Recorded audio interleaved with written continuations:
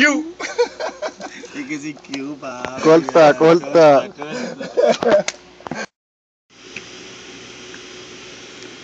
Procedimiento de abastecimiento y seguridad de tanques de diésel. El técnico de la División de Mantenimiento del Equipo de Potencia DMEP de la PRTC deberá estar presente durante la operación de abastecimiento. Se apagará el motor del camión y se asegurarán las ruedas del mismo con wheel stop y se ubicará en un lugar visible en los triángulos de seguridad.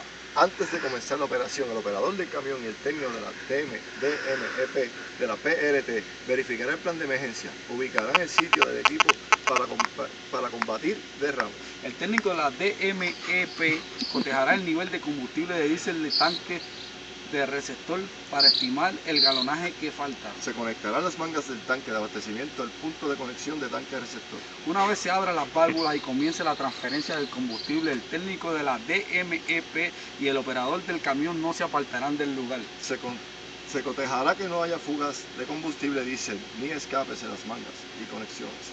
Se llenará el tanque receptor hasta su 95% de capacidad. Luego de completado el proceso, se cerrarán las válvulas, se drenarán las mangas al tanque receptor y se desconectarán.